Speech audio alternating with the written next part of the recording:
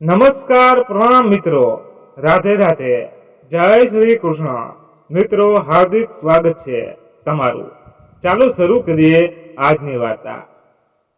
નાનજીભાઈના પરિવારમાં 4 લોકો હતા. તેમના પત્ની વિમળાજી, પુત્ર વેલજી અને પુત્ર વધુ હિના.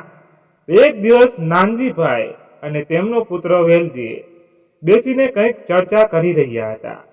ત્યારે નાનજીભાઈએ કહ્યું, દીકરા, આજે પણ હું મારા અને મારી પત્નીના તમામ ખર્ચા ઉપાડી શકું છું, તો તમે લોકો અમારી આટલી બધી ચિંતા શું કામ કરો છો? હું છું ને વિમળાજી, હું એવું ઈચ્છું છું કે આપણા જીવનની અધૂરી રહી ગયેલી ઈચ્છાઓને પૂરી કરવું, એટલે જ આ બધું વિચારીને હું બોલી રહ્યો છું. આમ પણ હવે મારી ઉંમર થઈ ગઈ છે, તેથી હવે કેટલો સમય મારા હાથ અને પગ બરાબર કામ કરશે એ તો કોને ખબર. સમજો કે કાલે મને કોઈ રોગ થઈ ગયો તો મનની ઈચ્છા મનમાં જ રહી જશે. તેથી હું એવું ઈચ્છું છું કે જે હું અને તમે પહેલા ન કરી શક્યા તે હવે કરી લઈએ. ત્યારે વિમળાજીએ કહ્યું, તમે તમારા પોતાના વિશે આવી વાહિયાત વાતો ન કરો અને બાબતને જરા સમજો. હવે આપણને જે ઈચ્છીએ છીએ તે કરી શકતા નથી અને હવે આ ઉંમર પણ નથી આપણી ઈચ્છાઓને પૂરી કરવાની. હવે આપણે દીકરો વહુ અને દીકરીઓ જમાય વાળા બની ગયા છીએ. આપણે આ ઉંમરે આપણા દીકરા દીકરીઓ અને જમાઈઓ પોતાના મા બાપને આ રીતે જોઈને તેઓ શું વિચારશે? તમારે તો તમારી નિવૃત્તિ પછી એક દિવસ પણ શાંતિ નથી. હર રોજ કોઈને કોઈ એક નવી વિધારા આચારી બનાવી દે છે.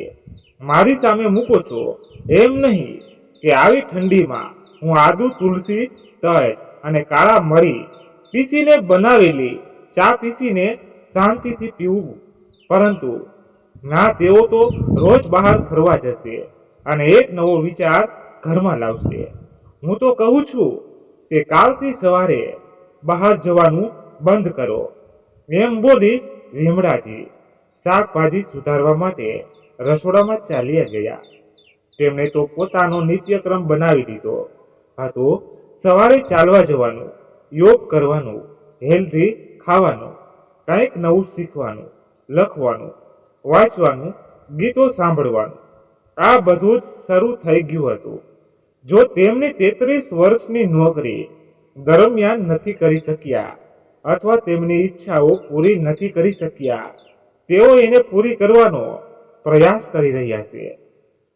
જ્યારથી તેમણે ખેલવાનું શરૂ કર્યું છે ત્યારથી તેમણે તેના જેવા ઘણા નિવૃત્ત પુરુષો અને સ્ત્રીઓ બહાર ક્લબમાં ચાલવા માટે આવતા, જ્યાં રોજ 10-15 મિનિટ સુધી દરેક વ્યક્તિ પોતપોતાના દિલની વાત કરે અને હરરોજ કોઈક એક નવો સુવિચાર રાખે.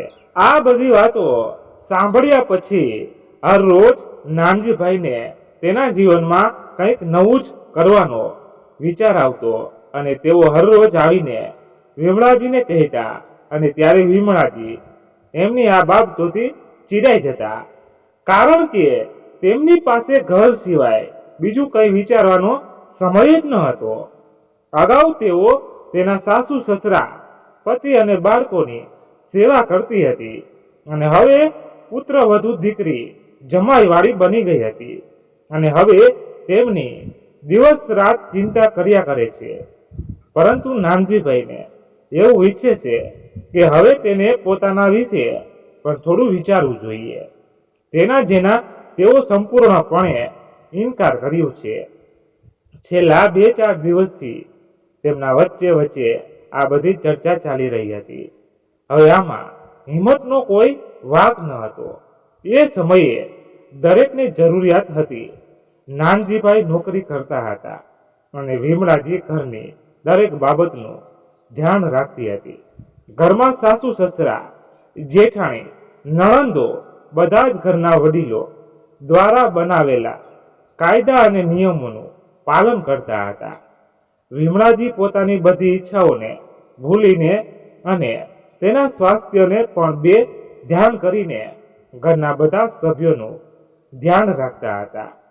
ત્યાર પછી તેના સાસુ અને સસરા સ્વર્ગમાં ગયા અને સમયની સાથે દરેક પોતપોતાના પરિવારમાં વ્યસ્ત થઈ ગયા.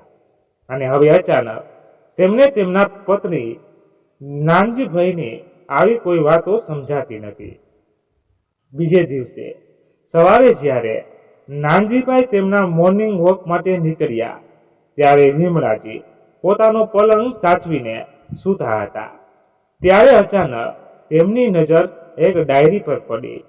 ત્યારે ડાયરી લઈને તેમણે કેટલાક પાના ફેરવ્યા અને વાંચવા લાગ્યા, જેને વાંચીને તેઓ આશ્ચર્યચકિત થઈ ગયા. તેમાં લખ્યું હતું કે હું મારી નિર્દોષ પત્નીને કેવી રીતે સમજાવું કે હવે અમે બંને અમારા જીવનની શાન તરફ આગળ વધી રહ્યા છીએ. એક સમય હતો જ્યારે તેઓ મારી જીત સાથે ઝઘડો કરતી હતી કે તમે મને ક્યાંય લઈને નથી જતા, ચાલો ક્યાંક બહાર ફરવા જઈએ, બીજે ક્યાંક નહીં તો ચાલો બહાર જઈને હવે હોટલના ડિનર કરીને કે લોંગ ડ્રાઈવ પર જઈને, જો તમારી પાસે એટલો પણ સમય ન હોય તો ફક્ત કોફી પીને કે આઈસ્ક્રીમ ખાઈને પાછા આવી જઈશું. પરંતુ હું સવારથી સાંજ સુધી મારી ઓફિસમાં વ્યસ્ત રહેતો હતો કે મને એમની આ વાતોનું કોઈ મહત્વ જ ન હતું. સમજાતું ત્યારે એવું માનવામાં આવતું કે પત્નીની ફરજ ફક્ત ઘરમાં રહીને પરિવારના સભ્યોની સંભાળ રાખવાની છે.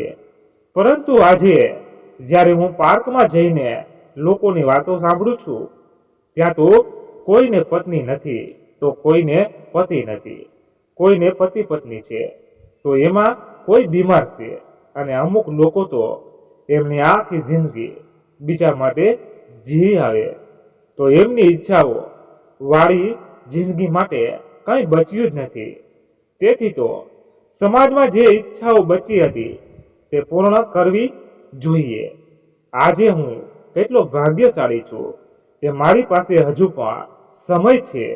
આજે ત્યારે હું મારી ભૂલોને સુધારવા માંગુ છું અને એની ઈચ્છાઓને પૂરી કરવા માંગુ છું. ત્યારે તે કહે છે કે લોકો શું કહે છે? અરે લોકો કહેતા હોય તો કહેવા દો, કોઈના કહેવાથી આપણે શું? ડાયરી વાંચતી વખતે વિમળાજીની આંખોમાં આંસુ આવી ગયા.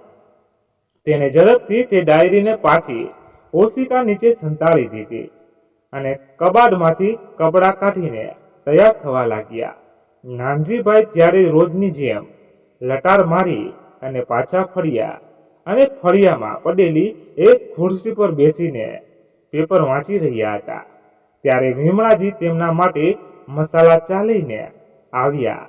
ત્યારે ચાનો કપ ઉપાડવા જ્યાં તેમણે વિમળાજીને જોયા તો એને જોઈને તે દંગ રહી ગયા. આજે વિમળાજી લાલ પીળા રંગની કુર્તી અને પ્લાઝો પહેરીને એમની સામે ઊભા હતા. એટલે નાનજીભાઈએ કહ્યું, અરે વાહ વિમળા, આખરે તું મારી લાગણીને સમજી ગઈ. તો વિમળાએ જરાજી રમોજી અવાજે કહ્યું, મારી લાગણીઓને સમજવામાં તમને આટલા વર્ષો લાગ્યા તો પછી મને પણ તમારી વાત સમજવામાં થોડો સમય તો લાગે જ ને. મેં મારું આખું જીવન સાડી પહેરીને વિતાવ્યું તો અચાનક તમારા માટે મેં શોર્ટ કુર્તી પ્લાઝો કેવી રીતે પહેરી શકું? પરંતુ તમે જાણો જ છો ને કે તમારા આગળ મારે માથું નમાવવું જ પડે છે. પતિ પત્ની બંને આજે ખુલ્લેઆમ આનંદથી વાતો કરી રહ્યા હતા. ત્યારે ફળિયામાંથી આટલા જોરથી હસવાનો અવાજ સાંભળીને એમણે પુત્ર વધુ હિના અને પુત્ર વેલજી બહાર આવ્યા અને એમના માતા પિતાને આ રીતે જોઈને તેઓ આશ્ચર્યથી એકબીજાની સામે જોવા લાગ્યા. આ બધો શું મામલો છે? સામ સામે બેસીને બંને પોતપોતાની વાતોમાં મગ્ન હતા. ત્યારે વિમળાજીએ તેના દીકરાને અને વહુને આવેલા જોઈને કહ્યું, અરે તમે ક્યારે આવ્યા? આવો બેસો અહીંયા અને ચા પાણી પીઓ. ત્યારે નાનજીભાઈએ કહ્યું, સારું થયું બેટા તું આવી ગયો. વેલજી દીકરા, હું ઘણા સમયથી વિચારતો હતો કે મારે અને તારી માતાને નયનીતાલ જવું છે. હવે ત્યાં ઠંડી થોડી ઓછી થઈ રહી છે, એટલે તું એક કામ કર, આજે અમારી નેતાલ જવા માટેની ટિકિટ બુક કરાવી દે. અમે 15 દિવસ માટે ત્યાં જઈશું. અને હા, તમે લોકો જે રિસ્ટોરન્ટમાં રહ્યા હતા એ જ રિસ્ટોરન્ટમાં અમારા માટે બુકિંગ કરાવજે. એ કાલે ગૂગલ પર સર્ચ કર્યું હતું કે તે ખૂબ જ રિસ્ટોર સારો છે. હું તારી માતાને ત્યાં લઈ જવા માંગુ છું. ત્યારે વિમળાજી પોતાના પતિની વાત સાંભળીને શરમાઈ ગયા અને તેણે કહ્યું, આ બધું કરવાની શું જરૂર છે?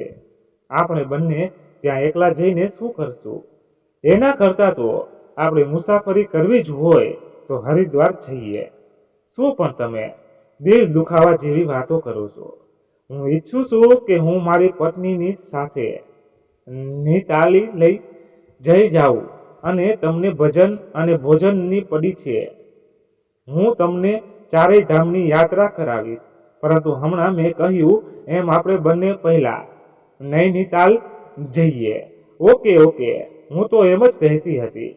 હવે તમે ગુસ્સો ન કરો. હું જઈને તમારા માટે તમારી પસંદગીના આલુ પરાઠા બનાવું છું.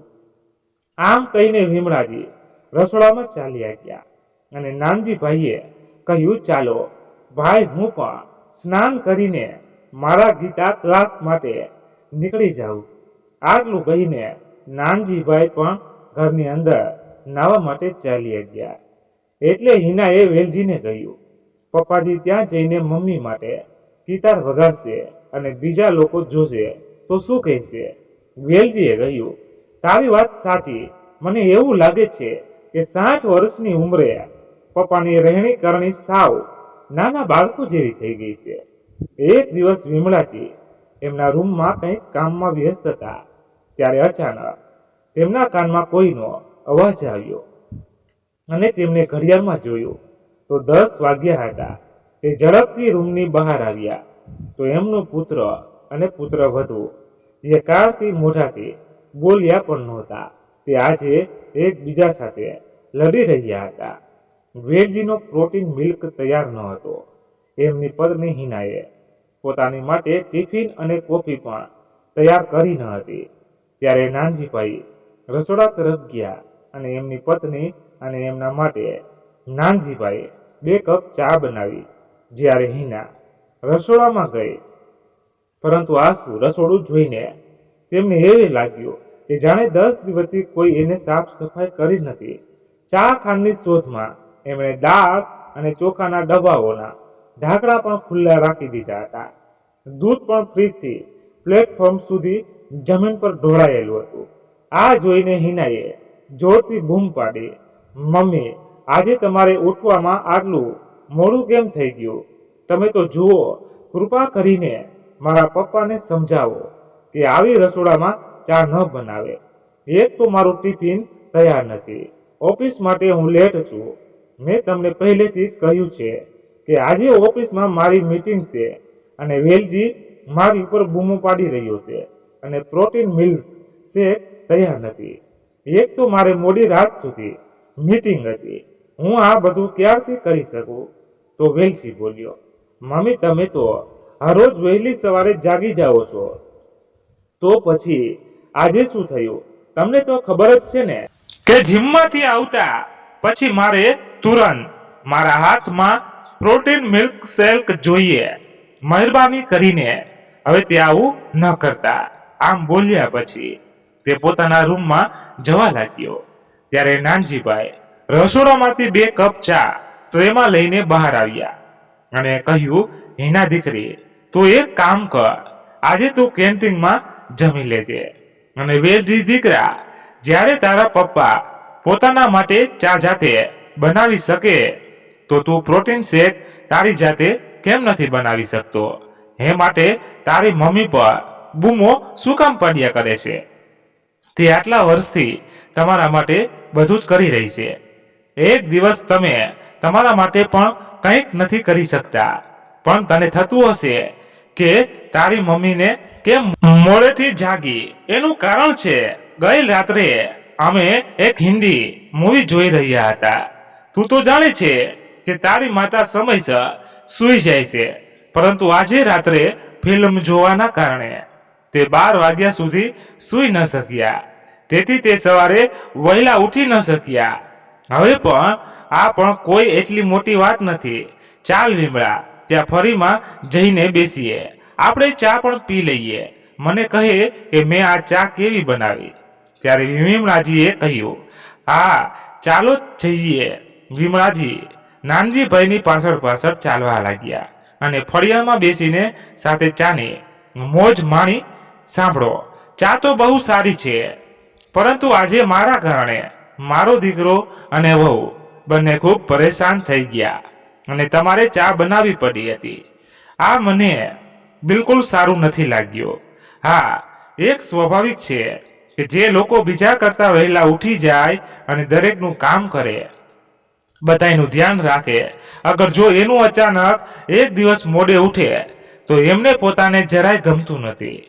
નાનજીભાઈએ હસતા હસતા કહ્યું, પણ આજે મોડા ઉઠ્યા પછી તેમને એવું કેવું લાગે છે કે મજાક મજાકમાં વિમળાજીએ કહ્યું, મને ખરેખર આનંદ થયો.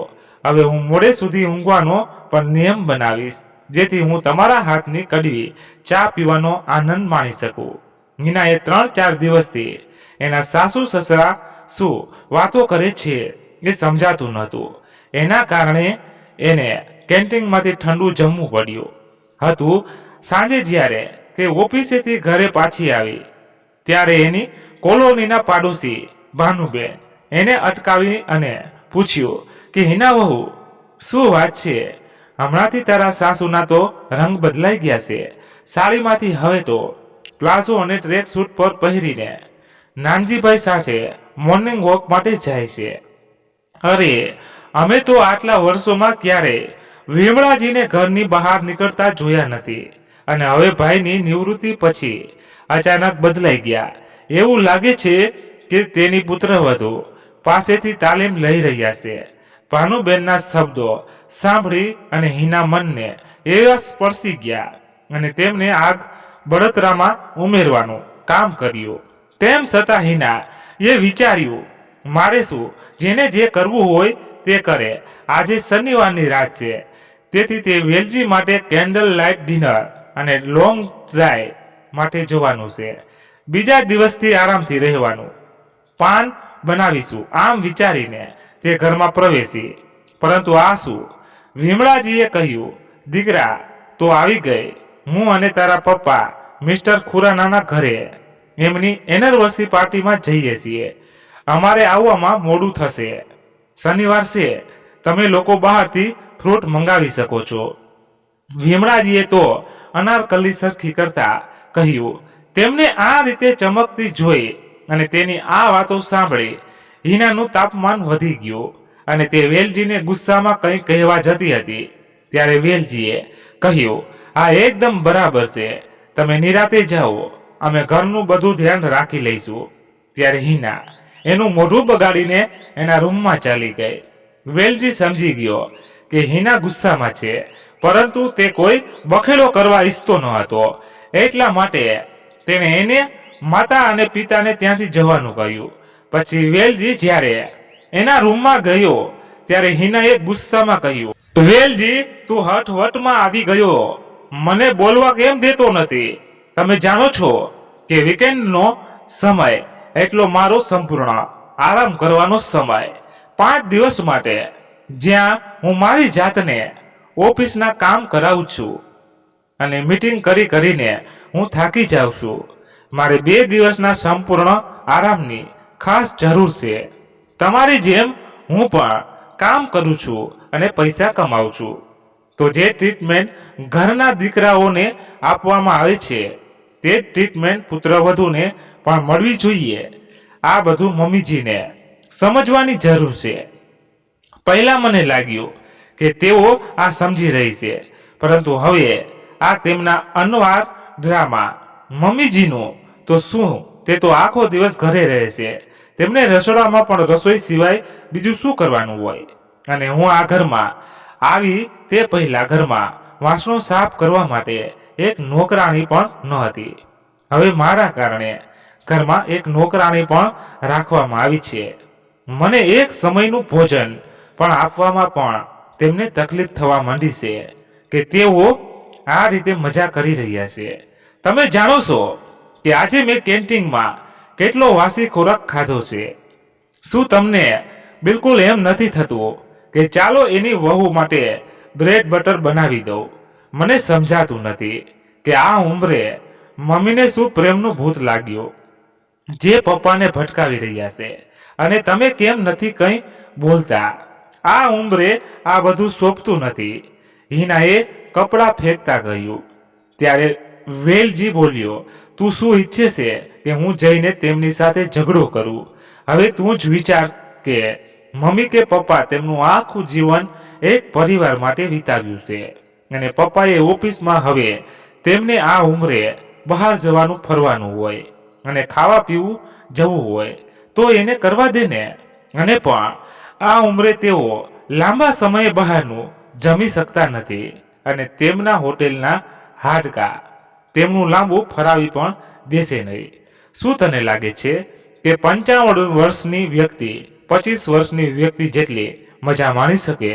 તે સાંભળ્યું જ હશે કે દીવો ઓલવાઈ જાય તે પહેલા એની જ્યોત જોરથી ભડકે છે. મને પણ લાગે છે કે મમ્મી પપ્પા પણ એવો જ ઉત્સાહ આવ્યો છે. 2-4 દિવસ એમને ગમે તે કરવા દો, પછી જોજે 5મા દિવસે તેઓ પોતે હાથે જ ન છોડે તો મારું નામ વેલજી નહીં. હિના બોલી, હા તમે સાચા છો. તમારી વાત સાંભળ્યા પછી મને પણ લાગે છે કે આપણે ધીરજ રાખવી જોઈએ. એક દિવસ મમ્મીજી પોતે પપ્પાજી સામે હાથ છોડી દેશે. પછી બંને જોઈને હસવા માંડ્યા. જેમણે પોતાનું આખું જીવન ઉચ્ચ વિચારસરણી સાથે બાળકોને ઉછેરવામાં સમાપ્ત કરી દીધું, પરંતુ આજે જુઓ તેઓમાં કંઈ કરવાનો ઉત્સાહ આવ્યો છે. તેમના પોતાના દીકરા અને વહુ રૂમમાં કેવી મજા કરી રહ્યા છે. એક દિવસ રવિવારે હિના અને વેલજી સવારે આરામથી જોઈને ઉઠ્યા. મમ્મી ચા લાવજે. વેલજી બગાસું ખાતો હાથમાં ચાકુ લઈને રસોડામાં પહોંચ્યો તો રસોડામાં કોઈ હલચલ ન હતી. રૂમમાં જોયું ત્યાં પણ કોઈ નહોતું. પછી તે હિના પાસે ગયો અને કહ્યું, મારા માટે 2 કપ ચા બનાવી આપ. કેમ, મમ્મી ક્યાં ગયા છે? હિનાએ ગોદડામાંથી ચહેરો બહાર કાઢતા કહ્યું, અરે તેઓ ફરવા ગયા હશે, પરંતુ 11 વાગ્યા છે, હજુ તો પાછા કેમ ન આવ્યા? આ શક્ય નથી. હિનાએ કહ્યું, જુઓ કે એ અહીં જ ક્યાંક હશે, ટેરેસ પર હશે. આજકાલ તેમને નવો શોખ જાગ્યો છે. હિના બસ હવે પ્રશ્નોના જવાબ પછી આપજે. પહેલા મને ચા બનાવી આપ. તને ખબર છે ને કે ચા વગર મારી આંખ ખુલતી નથી. હા, હું તને ચા બનાવી આપું છું. રસોડામાં વાસણો પસાડીને 2 કપ ચા બનાવી અને હિના પાછી રૂમમાં આવી. હવે તમે ચા પી લીધી તો તમારા માતા પિતાને ફોન કરો અને પૂછો કે તેઓ વોકિંગના બહાને ક્યાં ભટકી રહ્યા છે. એટલે વેલજીએ તેના પિતાને ફોન કર્યો. પપ્પા તમે ક્યાં છો? આવવામાં બહુ લાંબો સમય થઈ ગયો છે. ત્યારે નાનજીભાઈએ હસતા હસતા કહ્યું, અરે દીકરા, તમે બંને સૂતા હતા ને, અને અમને બહાર જવામાં મોડું થઈ રહ્યું હતું, એટલે અમે બંને તૈયાર થઈને નીકળી ગયા. આજે મકર સંક્રાંતિ છે, એટલે અમે અહીં મહેતાજીના ઘેરે આવ્યા છીએ. તેમના ઘરે તહેવાર ખૂબ ધામધૂમથી ઉજવાય છે, અને સાથે સાથે તેઓ પતંગ મહોત્સવ પણ રાખ્યો છે. હું પણ તારી માતાને એન્જોય કરવા માટે અહીં લઈને ગયો છું. દર વર્ષે એ જ પૂજા અને મંદિરમાં લાડુનું દાન હોય છે, પણ આ વખતે કંઈક અલગ જ કર્યું છે, જે જોઈને ખૂબ મજા આવે છે. હું તને વિડીયો કોલમાં બતાવું છું. એમ કહીને તેમણે ફોન કટ કરી દીધો. ઓકે, એના કંઈ બોલે એ પહેલા જ વિડીયો કોલ આવ્યો. જો કે કેટલી સુંદર રીતે શણગારવામાં આવ્યું છે. નાના પતંગ વડે આખો શણગાર કરવામાં આવ્યો છે. વિવિધ પ્રકારના લાડુની થાળી અને ખીચડી રાખ્યા છે. અને તને તો તે પસંદ છે ને? હું થોડું પેક કરીને ઘરે લાવીશ. વેલજીથી મારે પણ વાત કરવાની છે. એમ કહીને વિમળાજીએ ફોન હાથમાં લઈ લીધો અને કહ્યું, દીકરા, તારા પિતાજી ઉતાવળમાં હતા એટલે અમે મંદિરથી સીધા અહીં આવ્યા છીએ અને રસોડામાં મેં તમારા માટે નાસ્તો બનાવીને રાખ્યો છે. તમે લોકો સારી રીતે નાસ્તો કરી લીધો. અરે મમ્મી, શું કામ નાસ્તો બનાવ્યો? અમે કંઈ પણ બનાવી લે. હિના પહેલેથી જ ગુસ્સે હતી, તેથી તરત જ ફોન હાથમાં લેતા બોલી, મમ્મીજી, તમે તમારી મજા લો, અમારી ચિંતા કરવાની કોઈ જરૂર નથી. શું તમને એવું ન લાગ્યું કે તમારે અમને જતા પહેલા કહેવું જોઈતું હતું? પરંતુ વહુ દીકરા, રાત્રે નેતાજીનો ફોન આવ્યો હતો ત્યારે તમે બધા સૂઈ ગયા હતા અને સવારે તારા પપ્પાએ એટલી ઉતાવળ કરી કે તમને કહેવાનું ભૂલાઈ જ ગયું. લીમડાજી થોડા આંચકાતા અવાજે બોલ્યા, સાચું છે મમ્મી, દરેક વખતે તમે તમારી મજા માટે પપ્પાજીને આગળ કરી નાખો છો અને જેથી અમે તમને કંઈ કહી ન શકીએ. આવી રીતે તો મોં મારતા હિનાએ ફોન કાપી નાખ્યો. હિના, તારે મારી મમ્મીને આટલું કહેવાની શું જરૂર હતી? મેં તને સમજાવ્યું નહોતું તે? હા, તમે મને સમજાવ્યું હતું, પરંતુ એમના રોજે રોજના આવા નવા નવા નાટકો જોઈને મારું દિમાગ ખરાબ થઈ ગઈ રહ્યું છે અને અમે ઘરના રહ્યા છીએ તો અમે પણ કંઈક તો કહીને જવું જોઈએ ને. પરંતુ ના, એને તને જોયું ને કે તમારી મમ્મી પતંગ કેવી રીતે ઉડાડતા હતા. મને બતાવો કે તે ક્યારે આ શીખ્યા? એક લાંબો ઊંડો શ્વાસ લેતા હિનાએ કહ્યું. ત્યારે વેલજીએ કહ્યું, મને યાદ છે કે મારા માતા પિતાએ મને પતંગ ઉડાડતા શીખડાવ્યું ન હતું, પરંતુ મારી માતાએ શીખડાવ્યું હતું. જ્યારે મેં મમ્મીને પૂછ્યું કે તમે શીખવ્યું કેવી રીતે, તો એમણે કહ્યું કે તેમના દાદાએ શીખવ્યું હતું. દાદાને પતંગ ઉડાડવું ગમતું હતું. દાદા એકવાર ટેરેસ પર પતંગ ચગાવવા માટે પહોંચ્યા. તે દિવસે દાદીમાં એટલો હંગામો મોહ મચાવ્યો કે સવારથી સાંજ સુધી ઘરમાં જાણે શોકનો માહોલ ઊભો થયો. તે દિવસે મારી મમ્મીએ પતંગ નહીં ઉડાડવાનો કસમ ખાધા હતા, પરંતુ પાછળથી જ્યારે મારા પિતા અને શહેર લઈને આવ્યા ત્યારે મારા અને પિતાના આગ્રહથી માતાએ ક્યારેય અમારી સાથે અગાસી પર પતંગ ઉડાડતા સમયની સાથે બધું બંધ થઈ ગયું. પરંતુ આજે એમને આ ખુશી અને કડકડાટ હસતા જોઈને મને બહુ જૂની યાદ આવી ગઈ છે. જુઓ વેલજી, આ બધી જૂની યાદો છે. જે હોય તે બાળપણની વાત હતી. હવે તેમને આવા શોખ ન રાખવા જોઈએ. એમની ઉંમર પ્રમાણે થોડી શરમ રાખવી જોઈએ. આ ઉંમરે આ બધું સારું નથી લાગતું. ઓકે બાબા, ચાલ તું તૈયાર થઈ જા. આપણે ક્યાંક ફરવા માટે જઈએ અને નાસ્તો પણ તારી મનપસંદ પાઉંભાજી સેન્ટર પર જઈશું. હા, તે સારું રહેશે. આપણે ત્યાં કોફી પણ પીશું. હું હવે તૈયાર થઈ જઈશ. વેલજી તૈયાર થઈને બહાર નીકળ્યો અને કારની ચાવી શોધવા લાગ્યો. અરે હિના, ગાડીની ચાવી ક્યાં છે? તે કબાટ પર પડેલી હશે. અરે ત્યાં નથી, એટલે જ પૂછી રહ્યો છું. હિનાએ બહાર જોયું તો પાર્કિંગમાં કાર પણ ન હતી. અરે જુઓ, તમારી વાલી મમ્મીજી આજે કાર લઈને ગયા છે. શું પપ્પાએ કાર લઈને જતા પહેલા બિલકુલ ન વિચાર્યું? તેમણે મને એકવાર કહેવું જોઈતું હતું, હું તેમના માટે ડ્રાઈવરની વ્યવસ્થા કરી દે. આ ઉંમરે તેમની જાતે કાર ચલાવવી શું જરૂર હતી? જુઓ વેલજી, હવે તો તમારે કંઈક કરવું જ પડશે. બંને પતિ પત્ની એકબીજાની સામે જોયું અને વેલજીએ હામાં માથું હલાવ્યું. આ જુઓ કે એક પુત્ર અને પુત્ર વધુને તેમના માતા પિતા તેમને જાણ કર્યા વિના બહાર જાય તો કેટલું મુશ્કેલ લાગે. પરંતુ જો તેઓ મોડે રાત્રે પાર્ટી કરીને મૂવી જોવે, કોઈને કશું કહ્યા વિના ફરવા નીકળી જાય, બહાર જમવા જાય, ત્યારે એમને એમના દીકરા વહુને કહેવાની કે પૂછવાની જરૂર નથી લાગતી. આજે મમ્મી પપ્પા અમને કારણ બતાવ્યા વગર ગયા તો કેટલી પીડા અને ચીડ આવે છે. આ એ જ છે ને જે તે મોટા થયા પછી કહે છે કે તમને લોકો અમારી ખૂબ જ જરૂર છે, અમને શાંતિથી જીવવાની સ્વતંત્રતા નથી આપતા. તમે હંમેશા અમારા પર નજર રાખવાનો પ્રયાસ કરો છો. આ તમારું જીવન છે, એને તમારી રીતે જીવવા દો. પરંતુ જ્યારે માતા પિતાએ થોડો સમય માટે એમનું જીવન જીવવાનો પ્રયાસ કર્યો તો એમની તકલીફો થવા લાગી. કમાલ છે, આજે જ્યારે નાનજીભાઈએ વેલજીને પૂછ્યું, દીકરા, અમારી નૈનીતાલ જવા માટેની ટિકિટ બુક થઈ ગઈ છે? નહીં, મને કહે છે કે અમારે ક્યારે નીકળવાનું છે, અમારે કપડાં પણ ભેગા કરવા પડશે, અને જો વિમળાજીને થોડી ખરીદીની જરૂરી હોય તો એમને પણ કરાવી લઈશ. પપ્પા, અત્યારે સિઝન ચાલી રહી છે, તેથી ટ્રેનનું બુકિંગ ફૂલ થઈ ગયું છે, તેથી તમે એમ કામ કરો, થોડા દિવસો પછી જવાનું રાખો. એટલે નાનજીભાઈ ખૂબ જ અસ્વસ્થ થઈને બોલ્યા, તું શું વાત કરે છે દીકરા? હું તારી માને ટ્રેનમાં ધક્કા ખવડાવીશ. અને દીકરા, અમારા માટે ફ્લાઇટની ટિકિટ બુક કરાવી દે, અને પૈસા પહેલા આપવાના છે. હું લિંક તને મોકલી રહ્યો છું, તું પેમેન્ટ કરી દેજે. એટલે વેલજી બોલ્યો, જ્યારે તમને બધું વિચારી લીધું તો પછી તમે મને શું કામ પૂછો છો? તમને જે કરવાનું મન થાય તે કરો. શું તમને એવું નથી લાગતું કે નિવૃત્તિ પછી તમે તમારી મન મરજી ચલાવવા લાગ્યા છો? ત્યારે નાનજીભાઈ ગુસ્સે થયા અને બોલ્યા, વેલજી દીકરા, તું તારા બાપ સાથે કેવી રીતે વાત કરે છે?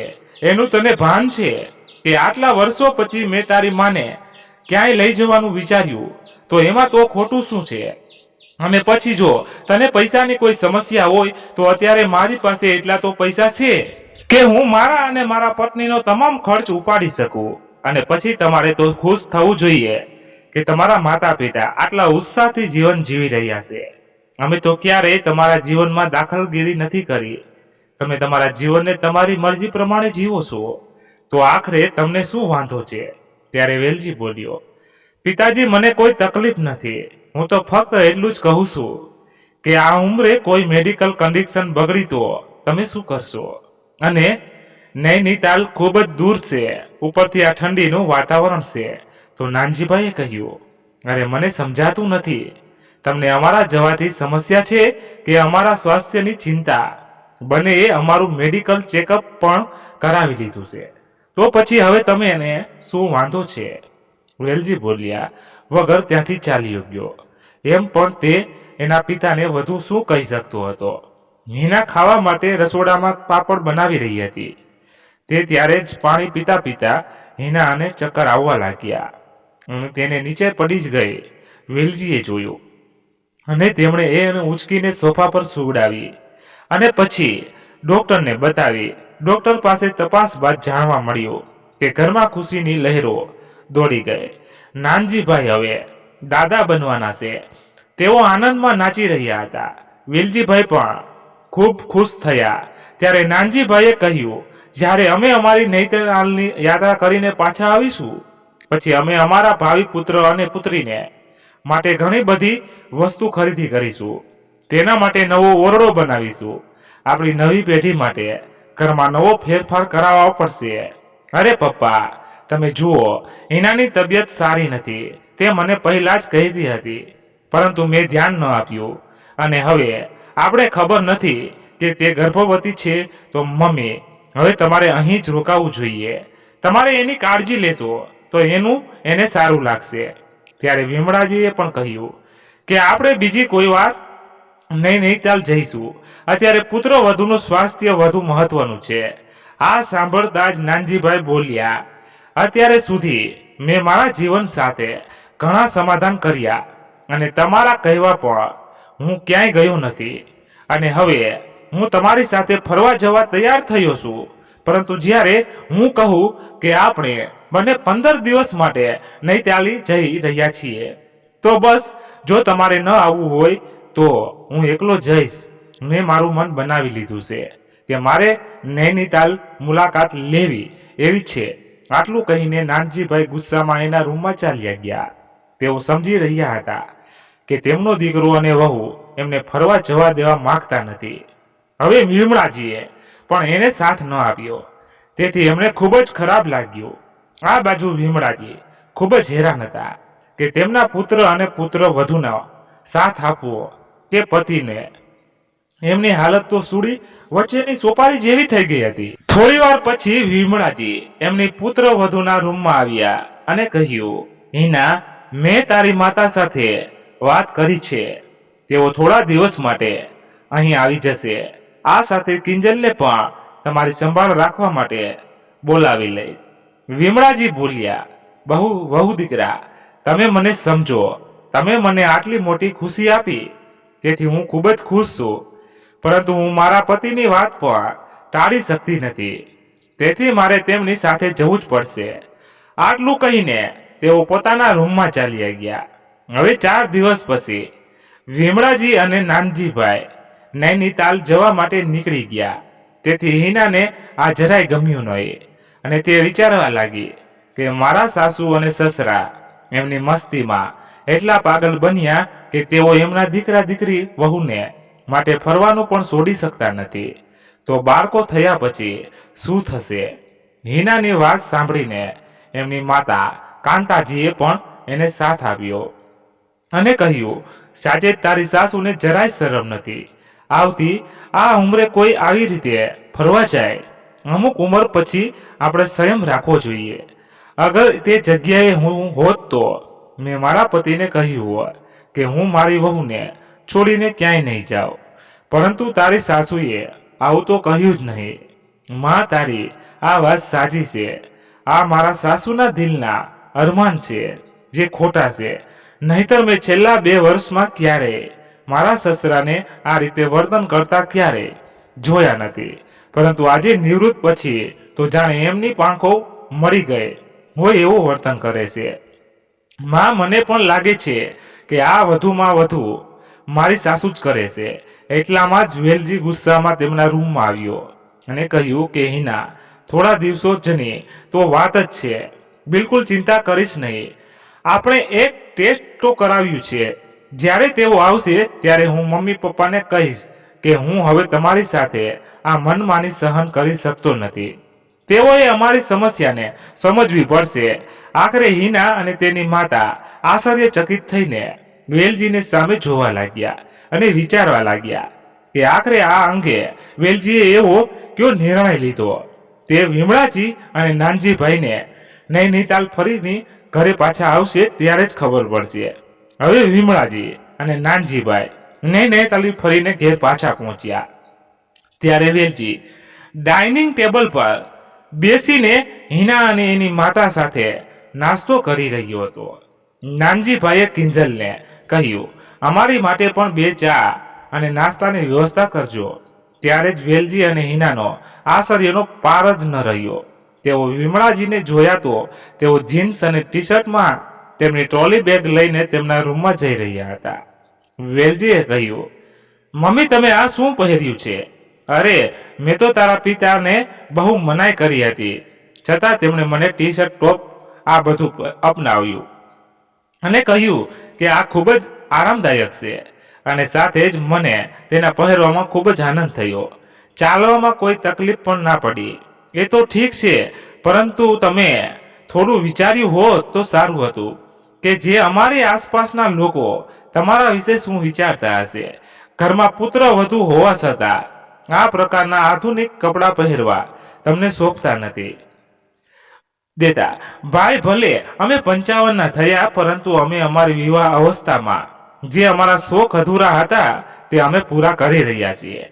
આમ કહીને નાનજીભાઈ કંઈક બોલવા જતા હતા તે પહેલા વિમળાજીએ તેમને ચૂપ રહેવાનો ઈશારો કર્યો.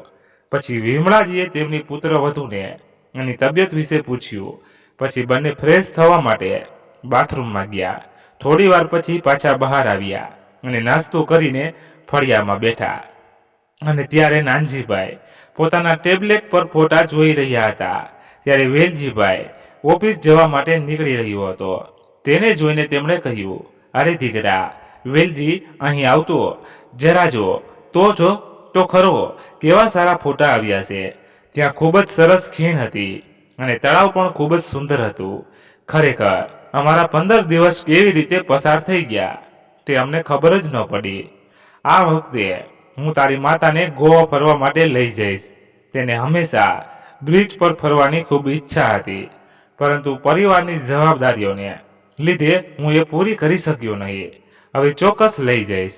એમ કહીને નાનજીભાઈ હસવા લાગ્યા અને તેની માતા પિતાની આવી મનમાની જોઈને વેલજી પહેલેથી જ ગુસ્સે થયો હતો અને બીજું કે મુસાફરી પાછળ હજારો રૂપિયા ખર્ચી રહ્યા હતા. તેનાથી સહન નહોતું થતું. પછી અચાનક વેલજીએ કહ્યું, મમ્મી પપ્પા, મેં એક નિર્ણય લીધો છે. મેં મારી ઓફિસ પાસે એક ફ્લેટ લીધો છે અને થોડા દિવસોમાં હિના અને હું ત્યાં સેટ થઈ જશું, જેથી કરીને હિનાને આ દિવસમાં કોઈ સમસ્યા થાય તો હું તરત જ એની પાસે પહોંચી શકું. અરે દીકરા, તું કેવા પ્રકારની વાતો કરે છે? આપણે પોતાનો મોટો બંગલો છે અને તમે ફ્લેટમાં કેમ જવાની વાતો કરો છો? અને પુત્ર વધુને સંભાળ લેવા માટે તો અમે છીએ જ ને, તો તારે ચિંતા કરવાની શું જરૂર છે? મમ્મી પપ્પા, તમે અમને એકલા છોડી દો. આજકાલ તમને લોકોને મોજ સિવાય કંઈ દેખાતું નથી. તમે હિનાની ચિંતા શું કરો છો? જ્યારે એની તબિયત ખરાબ હતી ત્યારે તમે એને એકલી છોડીને નૈનીતાલ ચાલ્યા ગયા હતા. કોને ખબર ભવિષ્યમાં પણ આવી પરિસ્થિતિ સર્જાય અને તમે તમારા પ્રવાસમાં વ્યસ્ત થઈ જાઓ તો હિનાને કોણ જોશે? તમારે અમારી કોઈ ચિંતા કરવાની જરૂર નથી અને તમે અમારા માટે જે કર્યું એના માટે હું ખૂબ આભારી છું, વેલજીએ હાથ જોડીને કહ્યું. ત્યારે નાનજીભાઈને ભારે આશ્ચર્ય સાથે કહ્યું, શું તમે જાણો છો કે તમે કોની સાથે વાત કરી રહ્યા છો? ગમે તે હોય પણ એક પુત્ર તેના પિતાને આવા કડવા શબ્દો બોલી શકતો નથી. ત્યારે બાપ દીકરાની આખી વાત સાંભળીને એમના વેવાણ કાંતાજીએ કહ્યું, નાનજીભાઈ અને વિમળાબેન, અત્યારે વેલજી સાચું કહે છે. હવે તમે પણ સમજો કે મારે મારા પતિને છોડીને અચાનક અહીં આવવું પડ્યું. મારે ઘરે મારો દીકરો અને વહુ પણ છે અને હું પણ નોકરી કરું છું. જો હું નિવૃત્ત હોત તો વાત અલગ હોત, પરંતુ મને પણ અચાનક આ રીતે અહીં આવું બહુ મુશ્કેલ લાગ્યું. પરંતુ મારી દીકરીની વાત હતી એટલે હું કશું જ વિચાર્યા વગર દોડી આવી. પણ અહીં આવીને હું જોઉં છું કે તમારા બંનેના રંગ બદલાઈ ગયા છે. તમારા દીકરા અને વહુ માટે તમને કંઈ લેવા દેવા નથી. તેથી વેલજી આવો નિર્ણય લઈ લેશે એ સારું છે. કમસે કમ અમારી દીકરી તો ખુશ રહે છે. આ બાળકનો જન્મ તમારા પરિવાર માટે થયો છે, તેમ છતાં તેમની એની કોઈ કદર નથી. આ સાંભળીને વિમળાજી અને નાનજીભાઈ બંને શબ્દ વિહોણા થઈ ગયા. શું કહ્યું એ કંઈ સમજી શક્યા નહીં. ત્યારે વિમળાજીએ કહ્યું, બેન, મને વેલજીના નિર્ણય સામે કોઈ વાંધો નથી. જો એને અહીંયા રહેવું ન હોય તો રાજી ખુશીથી જઈ શકે છે. પરંતુ મારો તમને અને મારા દીકરા વેલજીને એક જ પ્રશ્ન છે કે શું કોઈ મા બાપની નિવૃત્ત પછી જેમને પોતાનું આખું જીવન પોતાના પરિવાર અને એના બાળકો માટે સમર્પિત કર્યા પછી પોતાની મરજીથી જીવન જીવવા માટેનો શું એમને કોઈ અધિકાર નથી? અને અમે ક્યાં ના પાડીએ છીએ અને વહુની જવાબદારી નહીં લઈએ? અચાનક પરિસ્થિતિ જ એવી થઈ ગઈ કે અમે કંઈ ન કરી શક્યા. તો એની વેવાણે કહ્યું, મારો કહેવાનો મતલબ એવો નથી, પરંતુ આ બાબતે ભવિષ્યમાં તમે સાવધાન રહેજો. ના મમ્મી, હવે હું એના વિશે ફરીથી વિચારવા નથી માંગતો. અમે લોકો 2-4 દિવસમાં અહીંથી શિફ્ટ થઈ જઈશું. એટલું કહીને વેલજી એની ઓફિસે જવા માટે નીકળી ગયો અને પછી એની મામાને કહ્યું, ચાલો ત્યારે હું પણ હવે મારે પાછી મારા ઘરે જવા માટે નીકળું. આટલું કહીને એના વેવાણ પણ ચાલ્યા ગયા. પછી નાનજીભાઈએ કહ્યું, વિમળા, તને શું થયું જે વેલજીને આટલા શબ્દોમાં કહી દીધું?